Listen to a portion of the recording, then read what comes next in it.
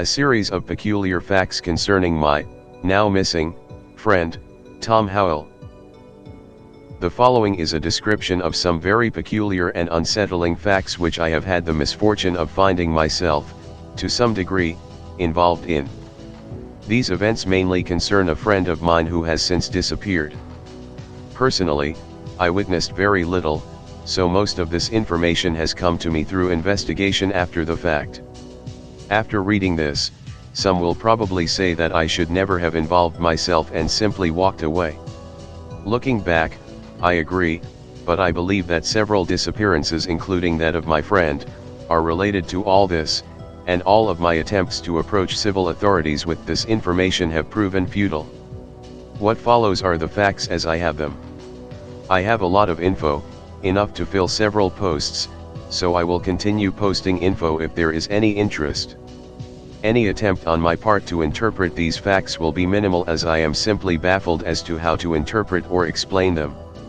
I welcome any questions, speculation, or attempts to explain these facts in the comments. I won't, of course, provide any identifying info about myself or anyone involved. Names have been changed to protect the innocent and guilty.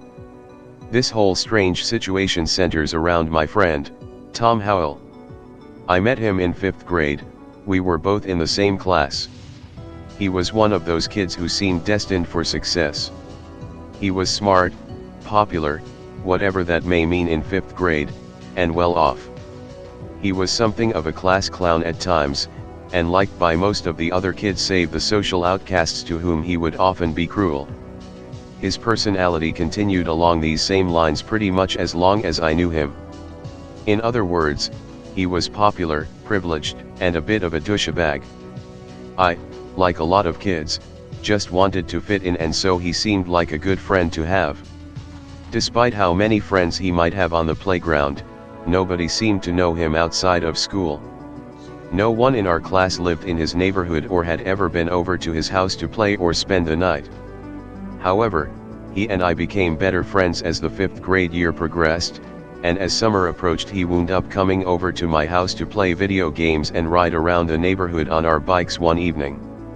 While we were playing around on my Sega Genesis, he started talking about how much better his Nintendo 64 was. My family wasn't too well off, so I hadn't gotten an N64 yet. He was talking about this one new game and how awesome it was, and he insisting that I should come over and play it sometime. Turned out to be GoldenEye. Tells you how old I am, I guess. This culminated in me going over to his house to spend the night a couple of weeks later. As it turns out, this kid lived in this really big, old house. He lived with his grandma. I never met his parents and I never asked why he lived with his grandma. She seemed very proud of the family's history, and apparently they were very wealthy old money type people, but looking at that house it was obvious that either that money had begun to run out or that they just didn't care, because the place was starting to get creepy and dilapidated. Most of the house wasn't even used at all, just filled with dusty old furniture that hadn't been touched in ages. The only people that lived there were Tom and his grandma, as far as I could tell. Anyway, I thought it would be fun to go exploring the place, but of course Tom had pretty much grown up there, so it wasn't interesting to him. He just wanted to play GoldenEye, so we did that. I kept pestering him, but he was the type that always had to have it his way, so I wound up pretending to leave to go to the bathroom, instead intending to maybe just have a peek into one of the abandoned rooms or something, which is exactly what I did. The room I decided to check out was just down the hall from Tom's room. We were on the 2nd floor, and was almost entirely empty save for a couple of old armchairs with white sheets over them. It was neither scary nor interesting, mostly just dusty. When I looked out the window and down into the courtyard below, however, I noticed that they had a swimming pool. There was grass coming up through the cracks in the concrete around it, but it clearly had water in it, water which didn't look particularly clean, in retrospect. I went back to Tom's room where he was still playing the game, shooting my motionless guy over and over while I was away just for kicks. I asked him about the pool, and all of a sudden his whole demeanor changed. He said that it was dirty and that I wouldn't want to swim in it. There was nothing abnormal about his words, but his demeanor made it seem like he wanted to steer the conversation away from that pool at all costs. I found this a little strange, and all it accomplished was to make me curious enough to want to go down and have a closer look. He didn't want to talk about it, however, so later on that night I pretended to go to the bathroom again, but instead went downstairs and out onto the back patio. It was obvious that the water in the pool had neither been properly treated nor cleaned for a very, very long time. It was a murky, opaque shade of green, and the walls of the pool had a visible coating of green algae. Nothing was visible more than a few inches below the surface.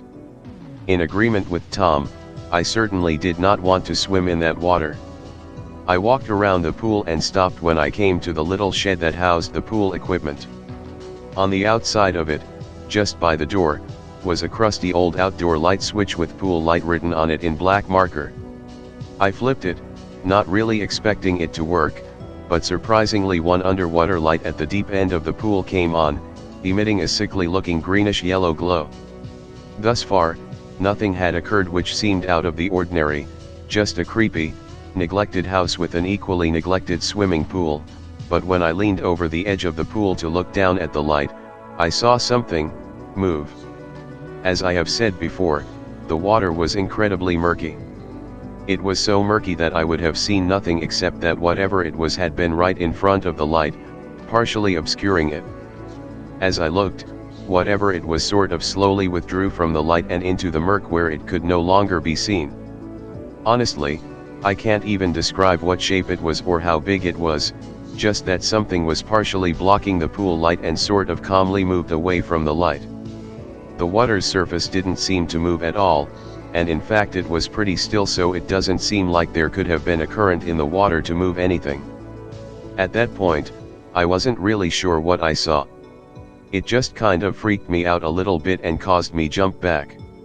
I looked again but saw nothing, so I just went back inside and rejoined Tom, who was now spraying the walls in the game randomly in paintball mode waiting for me to return. I thought about commenting to him about his pool, which had apparently gotten so nasty that something was living in it, but I decided based on his earlier reaction to just avoid the issue. However, the next day at school he ran up to me as I got off the bus. He looked pissed. I had left the pool light on and apparently he had seen it and was angry for some reason that I had gone poking around that pool. He kept asking me if I had seen anything, very odd considering that it indicated that in his mind there was something there for me to have seen besides a nasty, unkempt swimming pool. I decided not to mention that I had seen something move in the water. At this point I wasn't even sure if I'd seen anything anyway, in order to defuse the situation as quickly as possible. He also kept telling me not to go near that pool again, very angrily. He only calmed down after I convinced him that I hadn't seen anything and would stay away from his pool. Our friendship was definitely more distant for a long time after that, and I didn't hang out with him outside of school for a long time. So, here are the facts I have presented so far. Number 1. This kid I became friends with in 5th grade lived in an old, big, run-down house with a nasty neglected swimming pool. Number 2. He was acting evasive and odd about this pool. Number 3. I think I briefly saw something move away from the pool light. Number 4. When he found out I had been down to the pool he became angry and insisted that I never go near it again. In part 1, I basically just told you all how all of this started. Well, at this point we need to fast forward about 6 years to when Tom and I were both juniors in high school. As I said, we didn't see much of each other outside of school after those events happened in 5th grade, and Tom actually went away to another school for a while shortly after that, so I had little contact with him for quite a long time until high school when we were in the same school again. At that point, we started hanging out pretty frequently. Tom continued to be popular, but a bit of a douche. He became a pretty good football player, but by no means a star. He seemed like a pretty normal dude, most of the time. October of our junior year, a bunch of us were hanging out talking about throwing a Halloween party. We wanted to do something really big and I immediately thought of Tom's old, creepish house, so I made the suggestion that we have the party there. I had not been to his house since that time when we were in 5th grade, and no one else there knew where he lived. I quickly discovered why. Tom got really defensive all of a sudden, saying we couldn't have the party at his house but not really giving a straight answer as to why. He finally said that his grandma wouldn't let him. I think he was trying to play it off like he didn't want to lose face saying his grandma wouldn't let him do something, but it seemed to me more like he had just been panicking to think of a reason why we couldn't have the party at his house. Other than that, the party is not important, just the fact that he seemed very adamant about not having people over to his house. Here's where things begin to take a turn for the sinister. Tom was dating this girl named Katie. She was blonde and pretty hot. He had started dating her during our sophomore year. It was the night before the last day of school of our junior year that she disappeared. I learned about it the following morning, which was the last day of school, when an announcement was made over the school PA system asking any students to come forward who might have knowledge of her whereabouts. At first, it seemed like the issue was being approached under the assumption that she might have run away or crashed at a friend's house or something, but I imagine her parents were fearing the worst. When she hadn't turned up by that evening, they were issuing a press release asking for information and conducting a search. Based on that press release, this is what occurred. Katie left the school with Tom, and they went and ate at a local restaurant. Several people who knew them both had seen them there, including their waitress. Tom dropped her off at her house around 7 p.m., and her parents saw her go up to her second-story bedroom. According to them, she had stated that she planned to spend the rest of the evening studying for the last of her end-of-year exams which she would have to take the following day. At around midnight, her mother came to check on her, but saw that her bedroom light was off and therefore assumed that she had gone to sleep without actually opening the door. Her parents had spent the evening watching TV in their living room. Since the stairs to the second floor came down into the living room, they had seen her ascend to her room and would have seen her come down the stairs if she had done so before they went to bed shortly after midnight. 6:30 a.m. the following morning she was found not to be in her room when her mother went to wake her up. Her mother checked to see if she was already up, in the bathroom or something, but couldn't find her. Her younger brother was sent to look around the house for her and could not find her either. It was soon determined that she was not in the house. They tried calling her cell phone, but discovered that it was under her pillow when it rang. She almost never left without her cell phone, but it seemed that she had left intentionally as her purse was gone and the clothes she slept in were on the floor, indicating that she had changed clothes before leaving the house. When the police were contacted, they were able to determine from the home security system that none of the outside doors had been opened that night. None of the neighbors has seen anyone enter, approach, or leave the house. Of course, the neighbors had been asleep all night, so them not saying anything didn't preclude much. The long and short of it was that sometime between around 7 p.m. and 6:30 a.m. the following morning, she had gotten dressed and left the house, taking her purse but not her cell phone, and had not been seen or heard from since.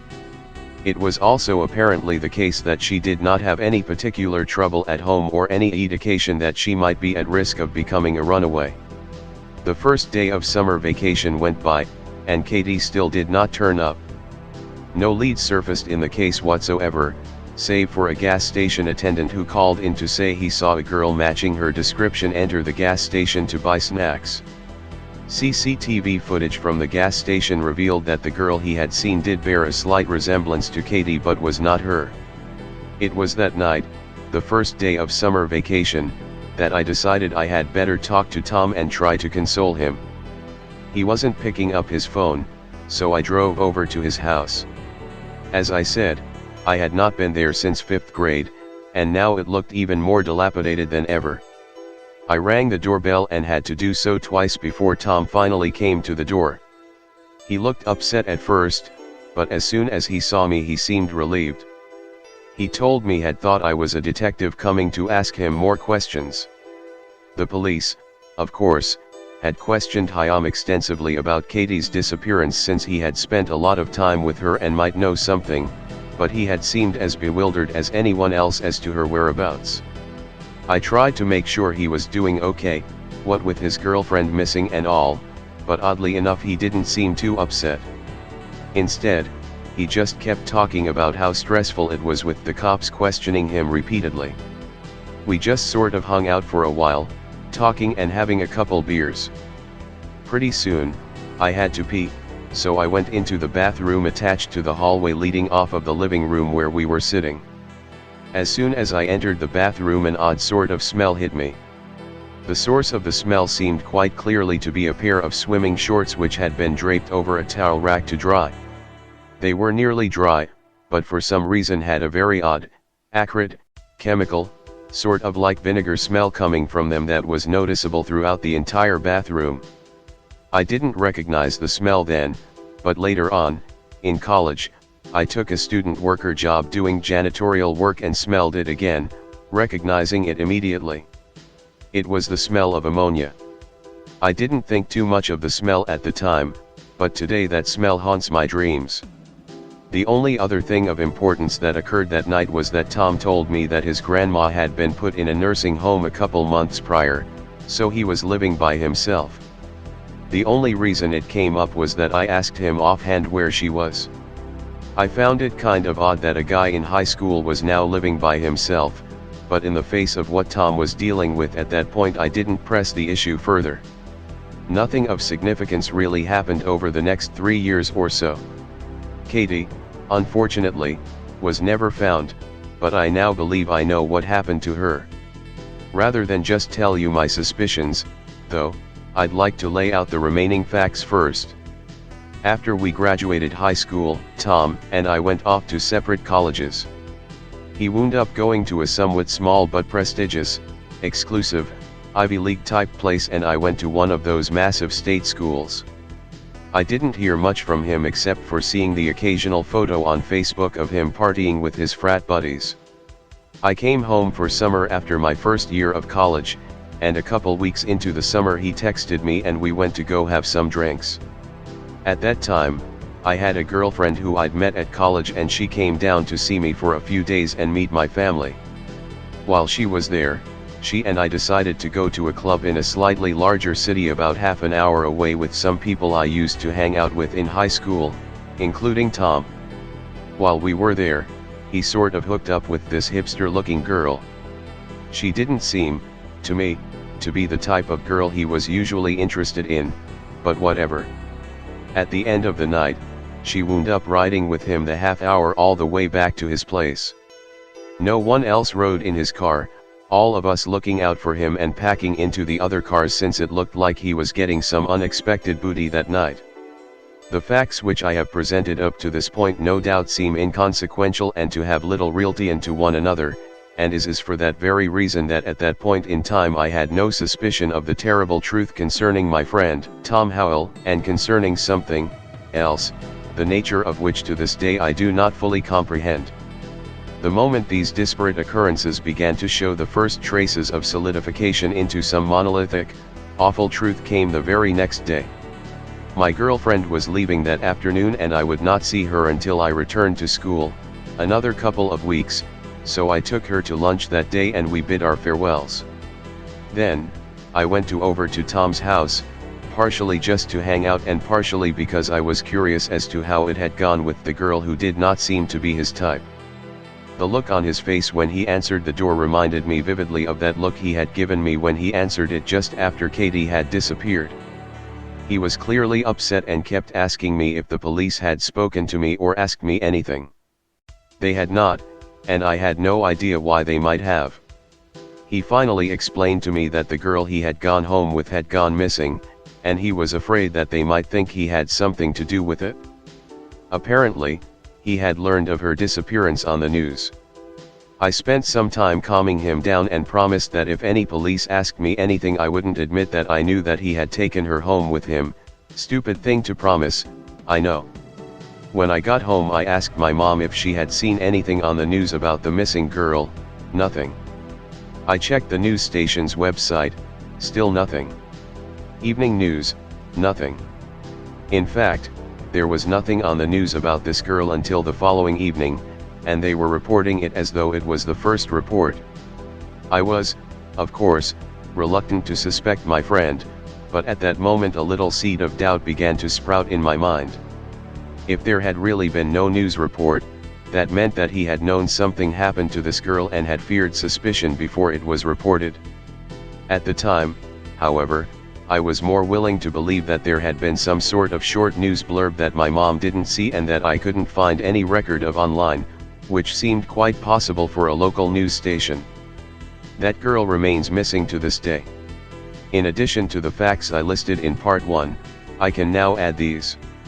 Number 5, during our junior year of high school, Tom was extremely adamant about not having people over to his house for a Halloween party, and seemed unwilling to state the real reason for this. Number 6, the night before the last day of school our junior year, Tom's girlfriend, Katie, disappeared. To all appearances she left the house of her own accord, but she was never seen or heard from to this day. Tom did not appear to be involved, but feared that he might be suspected, understandably. Number 7, Tom stated that his grandmother was in a nursing home and he had been living by himself since about 2 months before Katie's disappearance. Number 8, one night when we were both home from college, Tom, myself, and some friends went to a club where he met a girl and took her home. Number 9, a news report came a couple days later saying she had disappeared, but before that news report Tom seemed very upset and feared suspicion, claiming that he had seen an earlier news report that I cannot find any record or remembrance of. The girl is still missing.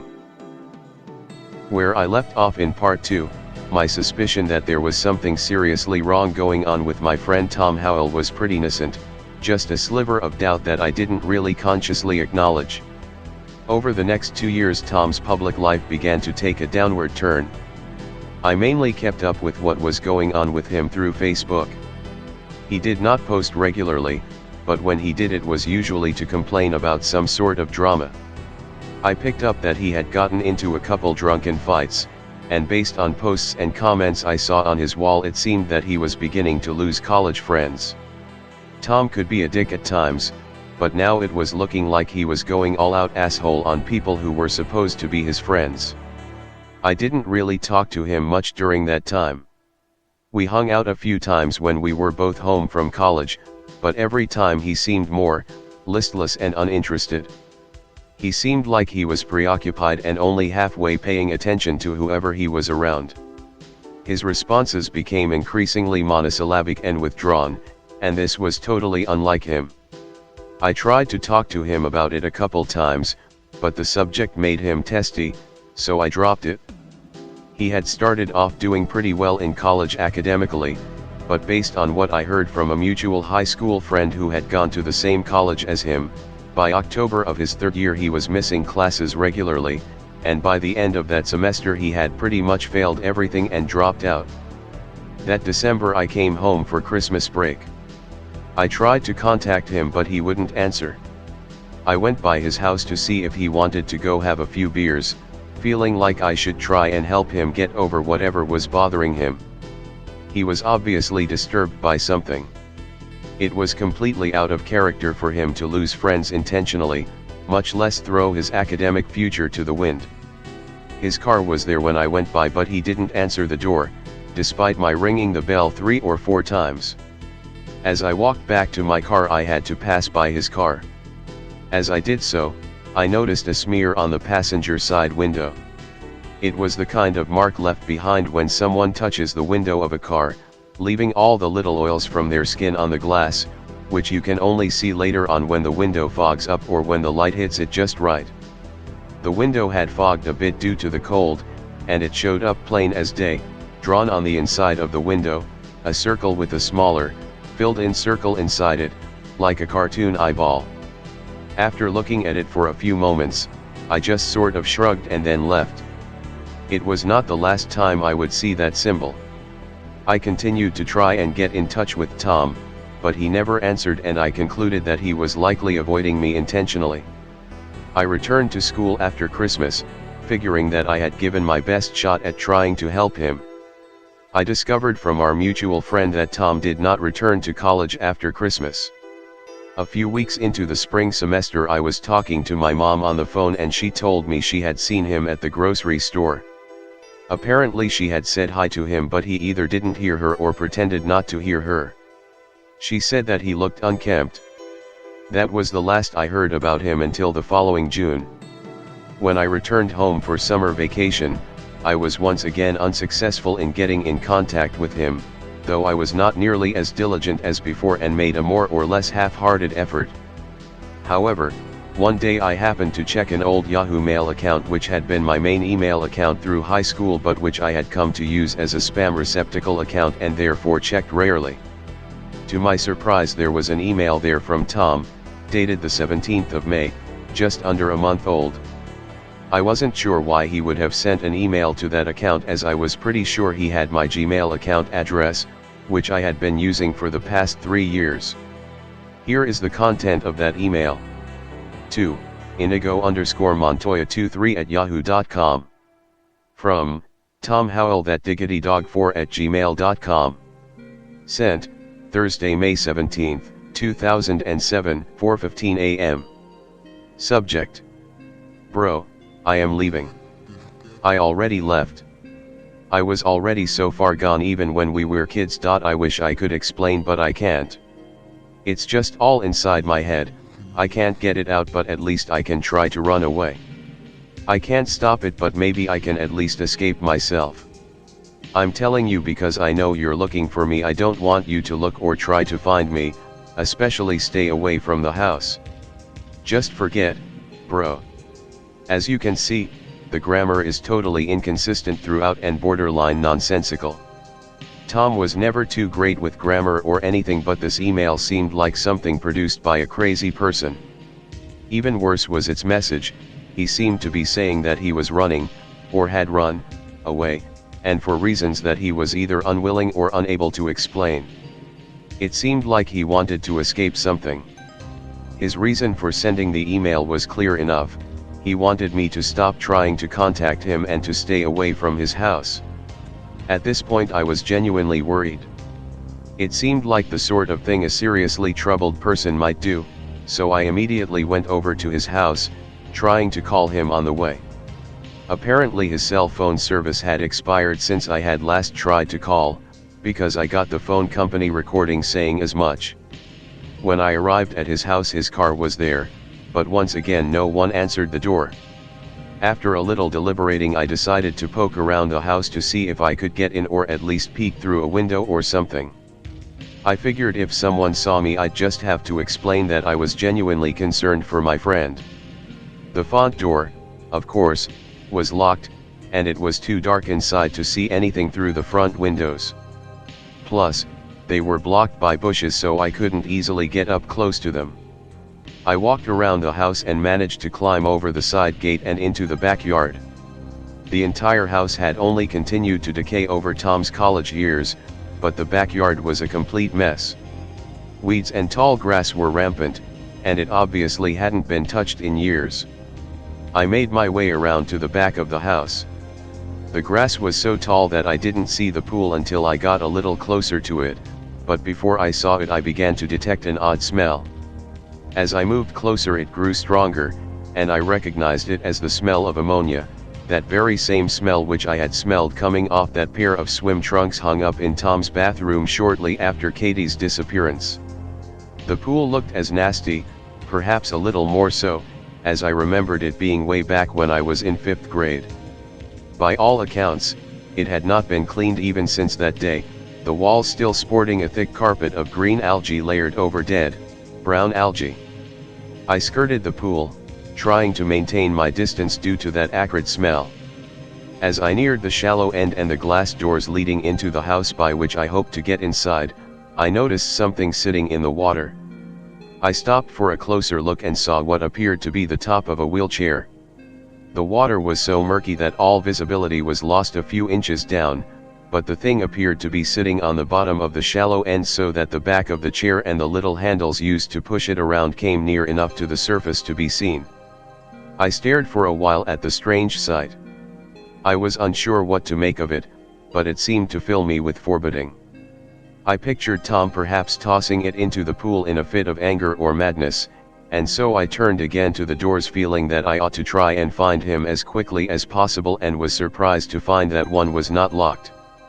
The interior of the house was in disarray. Old, dusty pictures and decorations had been pulled off the walls and thrown haphazardly to the floor.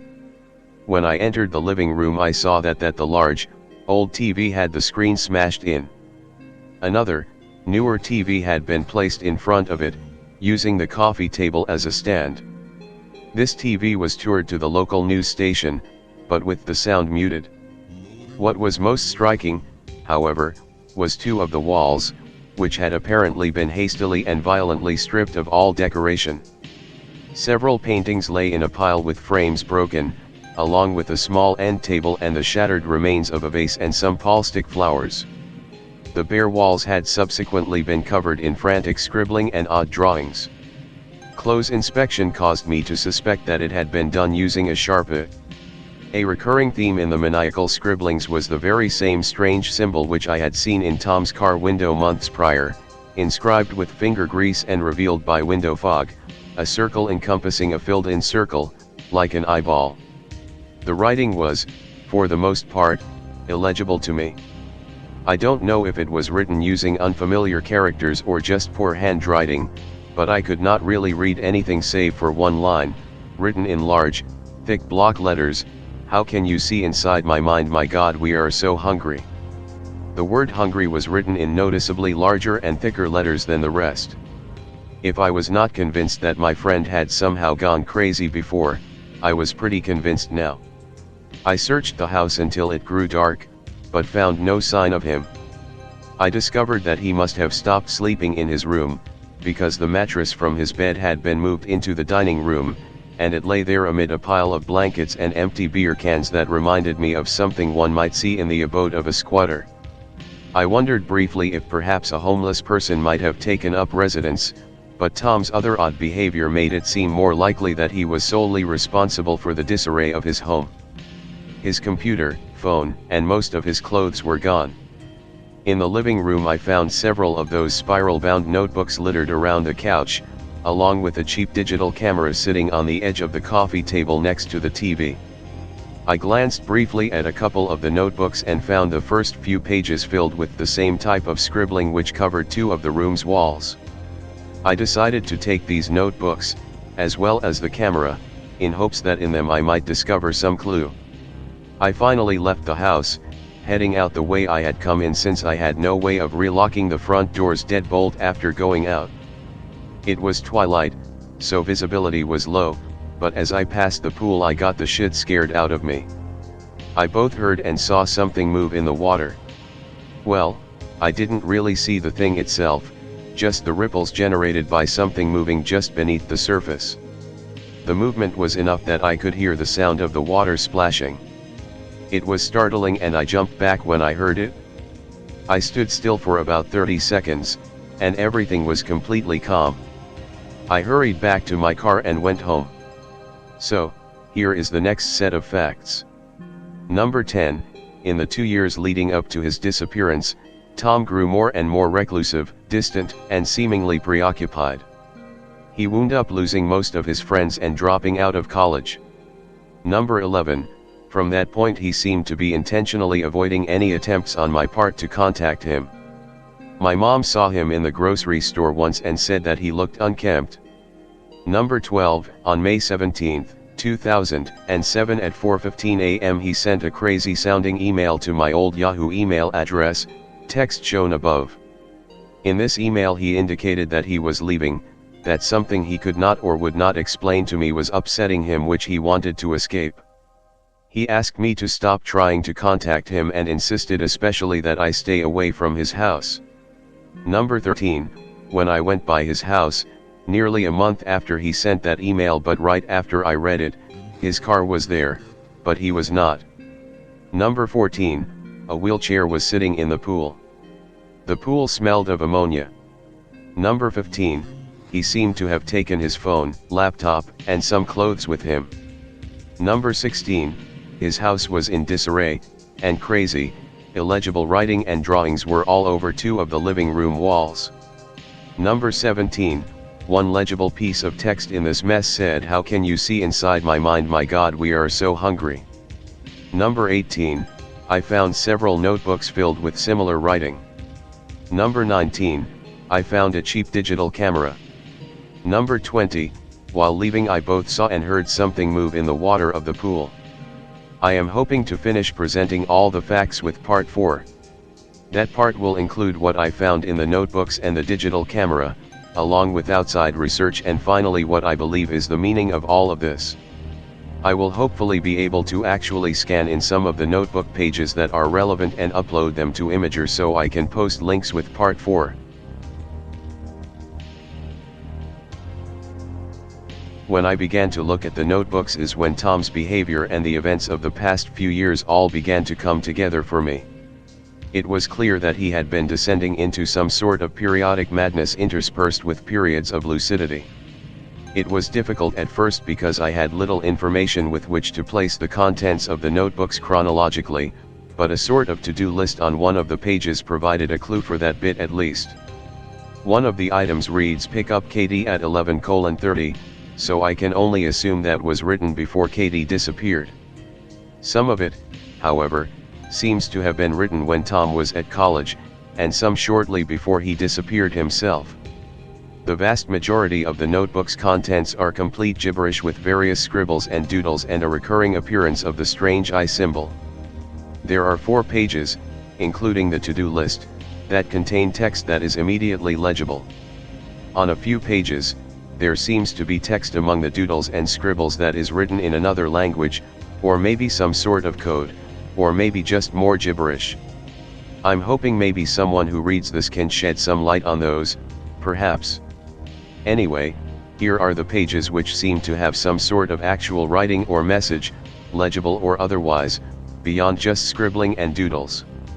This is the very first page of a notebook that is mostly empty save for a few random pages covered in weird patterns interspersed throughout. This is the only page in that particular notebook that seems to have any text on it. Here is what stands out to me from this image, but of course any of it could have significance, so feel free to point it out if you see something I don't. The large circular symbol in the middle is the eye symbol I have referred to previously. There are multiple occurrences of it on this page.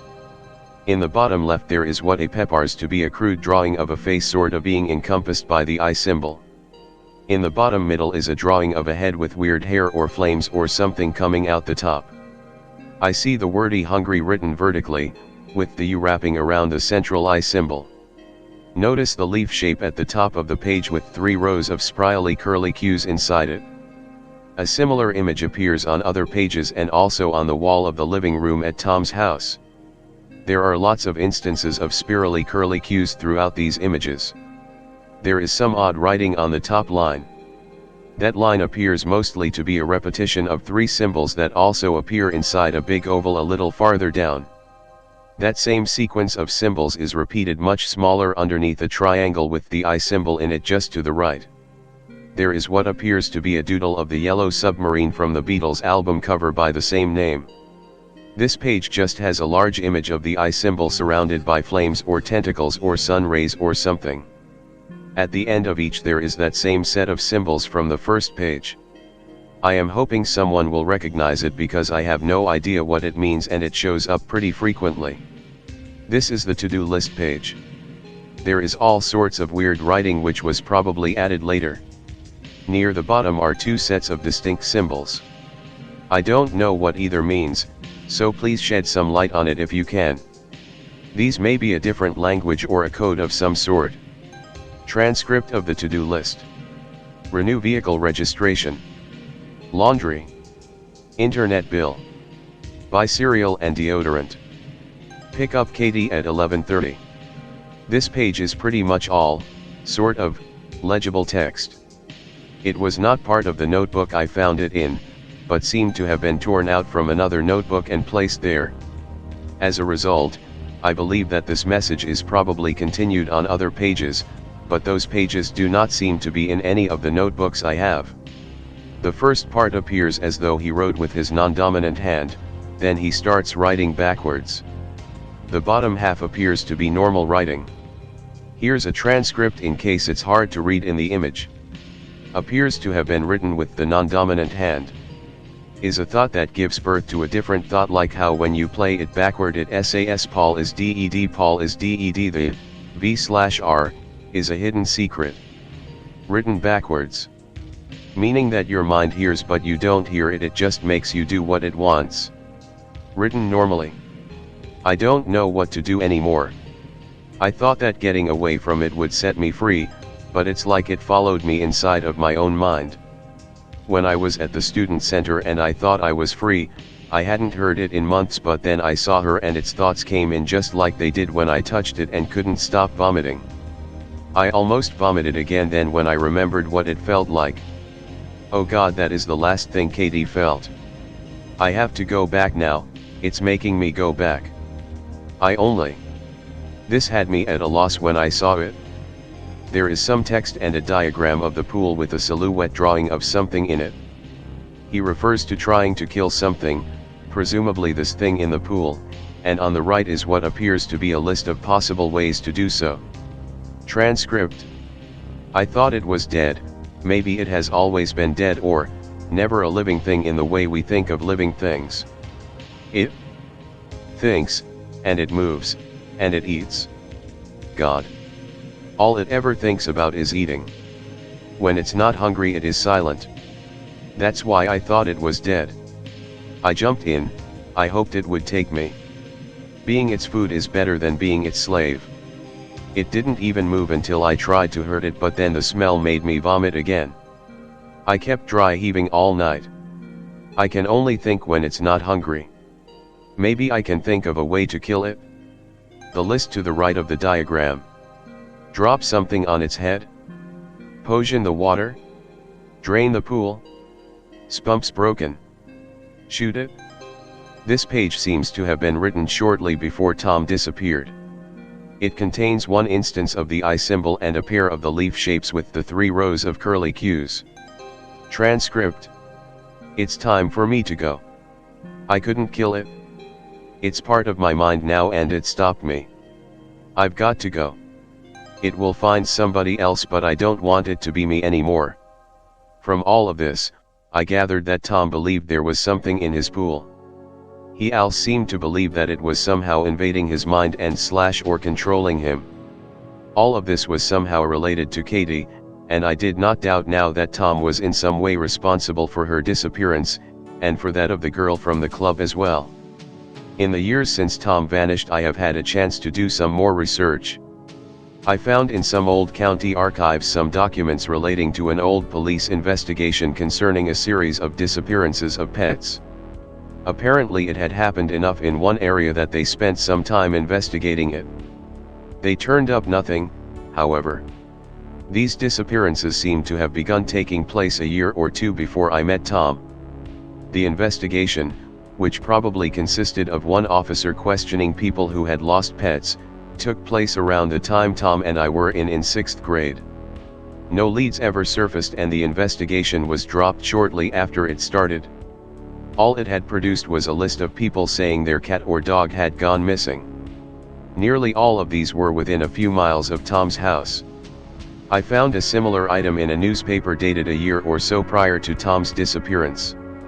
In a neighboring town, several homeless people had gone missing. It had happened enough to cause someone to look into the matter. Missing persons reports showed a lot of young women missing from neighboring towns as well. A couple of these included information about them being seen leaving in a car, the description of which was consistent with Tom's car. None of this is conclusive evidence, but I suspect that Tom may have been responsible for at least some of these disappearances as well. It seemed that he believed that something was compelling him to do whatever it was he was doing, and he had left to try and escape from it. After a while, I had exhausted all points of inquiry. All that remained was the camera.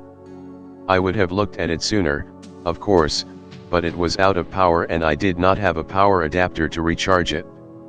I went looking for one online and managed to get one on eBay for pretty cheap. That particular camera is not manufactured anymore. Once I had the camera recharged, I went looking through the pictures. There were several images of the pool, but they showed nothing interesting, just the nasty, green surface of the water. There were also images of Tom and Katie. All the images on the camera were dated in the months before her disappearance. Once I had gone through all the images, I was about to put it down thinking I had found nothing interesting until I saw that there was a videos category on the media browser menu. Of course, these cameras could always record a limited amount of video in addition to taking pictures. There was one video on the camera. That video is the reason this whole thing haunts me. It's the reason none of you will believe me, especially since it is now lost. It showed Tom's grandma sitting in a wheelchair at the edge of the pool, looking down at the water. She looked very old and frail. Whoever was holding the camera was standing near the pool's deep end, looking across the length of the pool at her. It was late afternoon and sunny. All of a sudden something sort of erupted out of the water at the shallow end. 3 tentacles, sort of pale whitish yellow in color. They immediately wrapped around Tom's grandma, wheelchair and all, and in one swift motion just pulled her into the water. The whole commotion lasted maybe 3 seconds. Then, all that was left were the waves in the disturbed water. The video went on for about 10 more seconds, then ended. I felt sick. At that point I wanted nothing to do with this. I wanted to do what Tom had told me to do in his email and forget, but after seeing that I can't forget. The worst part of it all is that a few days later, when I finally mustered up the courage to try and transfer the video to my computer, I found that the camera's memory card was gone. It is my belief that it was taken, perhaps by Tom or maybe by whoever has replaced him, as he predicted someone would.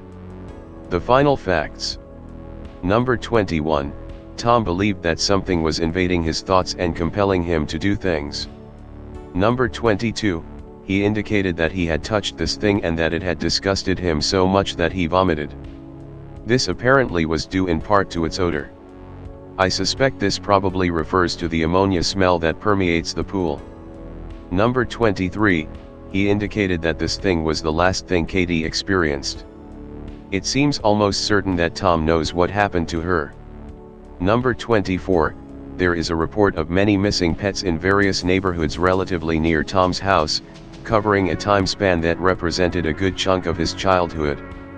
Number 25, there are also reports of what I suspect to be an abnormal number of missing persons in nearby cities. I suspect Tom might have been hunting farther afield to avoid suspicion. Number 26, Tom believed that what he was doing was feeding this mysterious creature in some way, and doing so apparently brought some sort of temporary respite for Tom. Number 27, Tom apparently tried to get the thing to kill him, but it did not. Number 28, he drew a diagram showing where this thing lay in his pool. Number 29, he planned to attempt to kill it, but failed to do so. The reason is unclear. Number 30, when he failed to kill it, he left, which seems to explain his disappearance. He believed someone else would replace him. Number 31, Tom took a video of this thing pulling his grandmother into the pool. This explains the wheelchair in the pool. All that the video showed of this creature was some pale, whitish yellow tentacle-like appendages coming out of the water which seemed to move very quickly and dexterously. Number 33, the memory card containing the video was lost, I suspect stolen. After the video was taken I had two options, drop it and try to forget, or go back to that house. I chose door number 1, several years have passed since and this thing still haunts me. I posted all this here in hopes that maybe someone can help me try to understand it. Maybe someone else out there knows about this or has seen something similar. Maybe coming into the open with this will in some way help me free myself from the nightmares.